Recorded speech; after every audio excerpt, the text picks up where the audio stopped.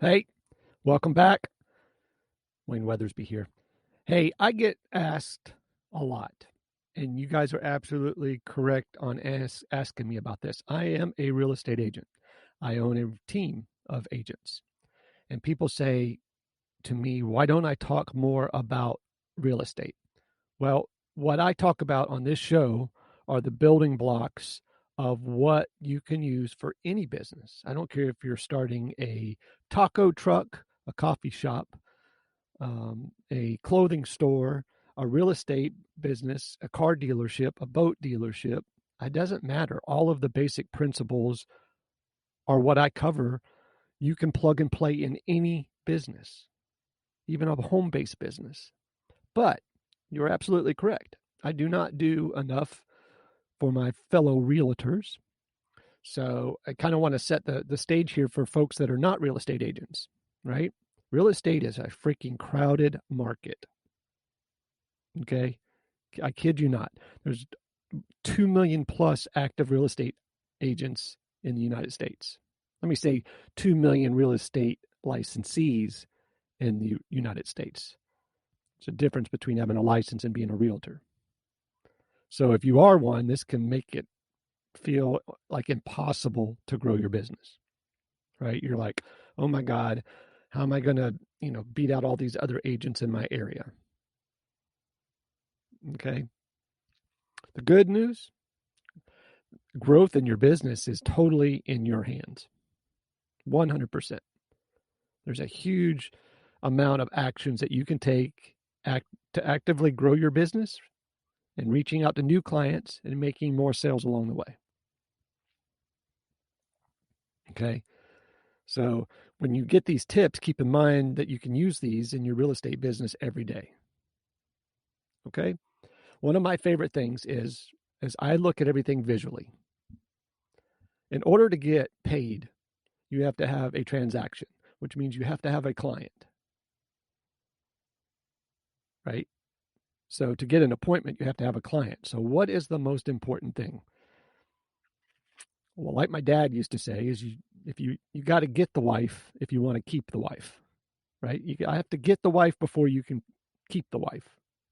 So in other words, it's all about lead generation. Lead generation is not going through the motions of making phone calls, sending emails. That's part of it. The main part of lead generation and filling your buckets with your hand raisers and your sphere is purposeful networking. Having conversations belly to belly with somebody is the fastest way to a transaction, right? So your lead generation can look like fishing. You can either fish with a pole with one hook and a piece of meat, or you can use a cast net. So you got to be purposeful. To grow your business, you need a targeted approach to finding people at networking events. So when you're walking into that event, your goal is to connect with people who you can talk to that can help you as well as them help you. Whether you need someone to share advice or a person you can provide you with financial help for your business or for your clients. Networking will always be the most profitable for you especially when you target market your approach. Focus on meeting with and building a diverse group of individuals and surrounding yourself with those people that can help you reach specific business goals. Okay. Commit to your purpose and that these relationships grow. Consider how they fit into your business, like your why.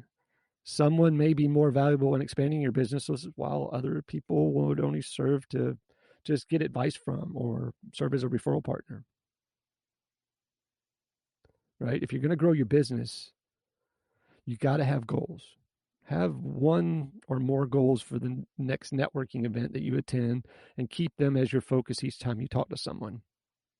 If you know someone is attending, ask them to introduce you to somebody you don't know that they think that might be able to help you or you help them. Next, I'm big on this one, time management. When you're always trying to reach the end of your to-do list, it's impossible to grow your business, right?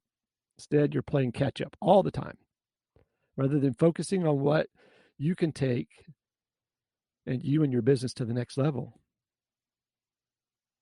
unfortunately, one of the biggest causes of lack of time management is distractions. And that's a common problem for real estate agents because a lot of us work from home,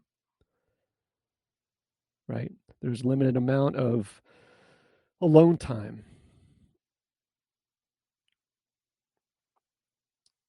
An easy to use time management tool can be worth its weight in gold all the time and helping realtors, especially complete specific tasks within a specific amount of time. Right? Use a tool like Trello or something to organize your day.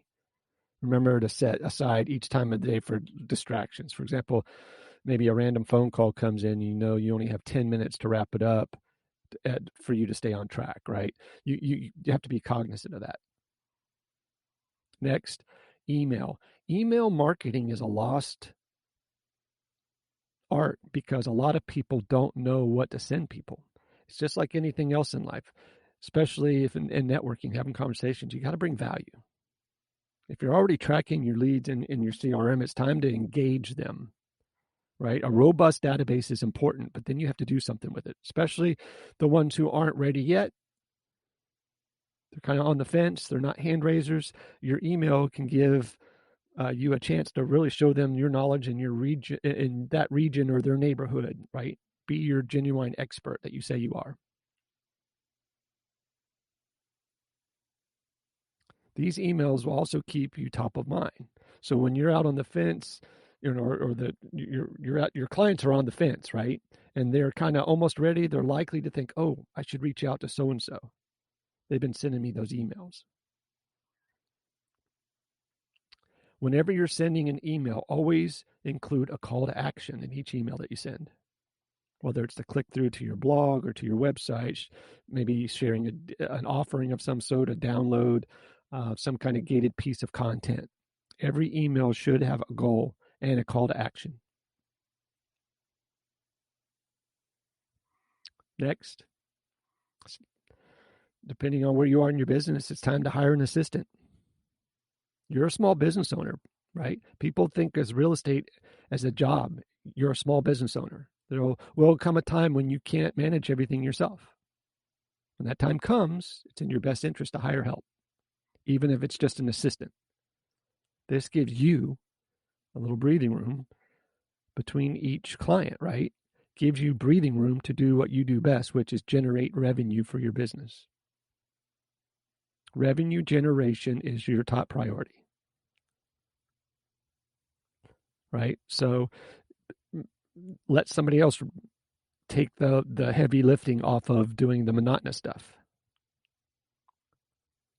If you can't afford a full-time in-person assistant, hire a virtual assistant instead. They can still take calls, manage leads, and all the other stuff that goes along that, even though they're not sitting right next to you.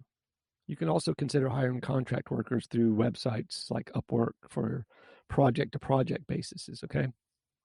If your website needs work, for example, hire a freelance designer or developer. Don't try to do it yourself. Or don't take on a full-time employee to do it.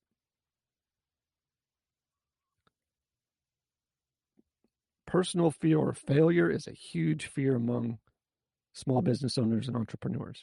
And that fear of failure can lead you to really risky, high value opportunities, right? It'll help you avoid those.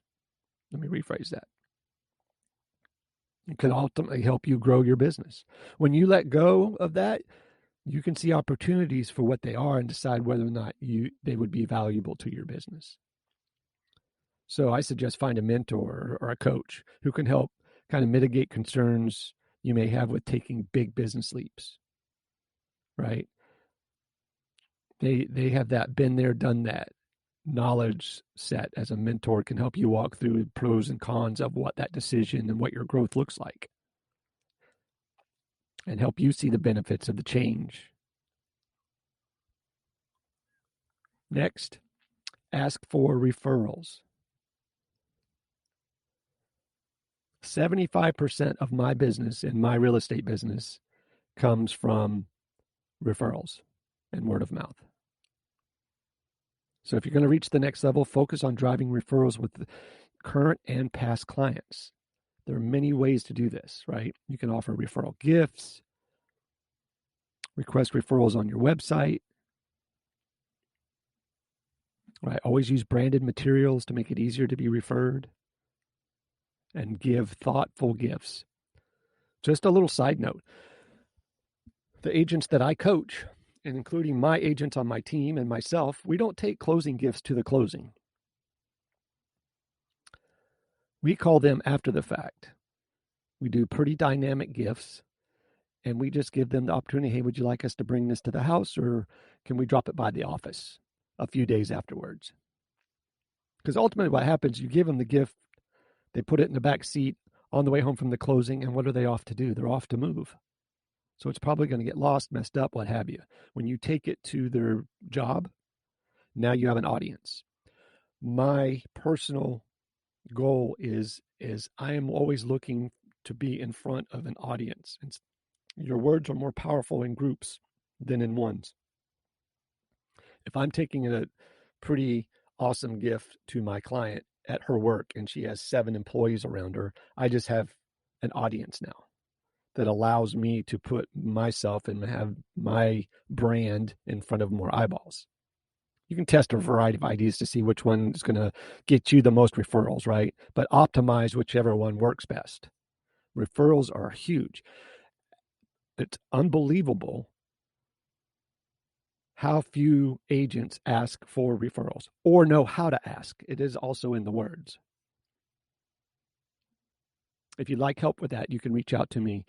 Shoot us an email or a message, and we'll reach out to you. Don't be afraid of social media either. Managing and making social media useful can be like a huge task, right? What is it? 2.8 billion people or something are on social media. So it's impossible to ignore. And if you want to grow your business, it's really kind of smart to be active on at least one social media network where you can run ads, share content, drive leads, all that, while reaching a huge audience of potential interested buyers or sellers. There's a few ways to make social media a growth tool.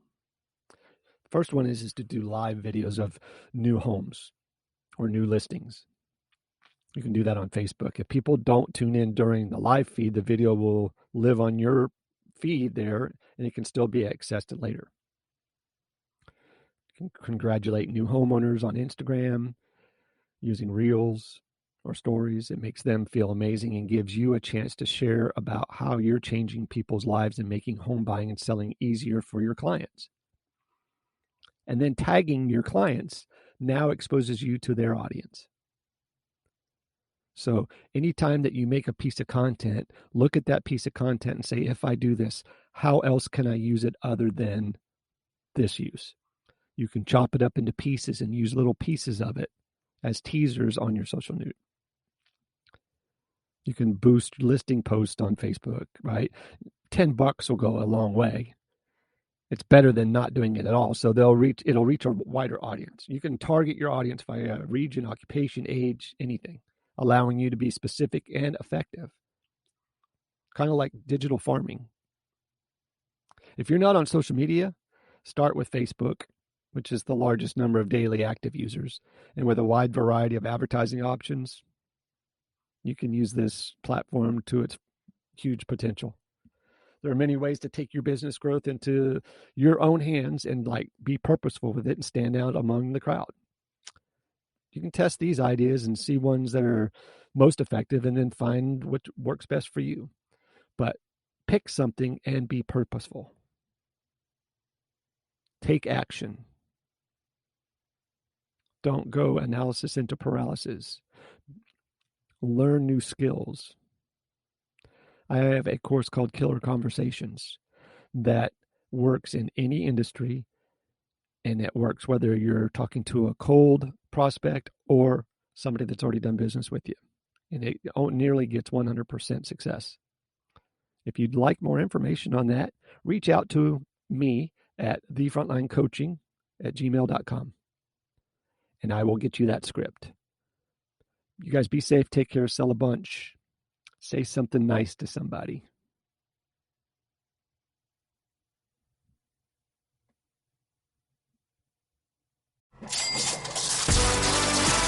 You've been listening to the Productive Not Busy podcast with Coach Wayne. Join us next time for more money-making strategies to help you have less stress and more free time.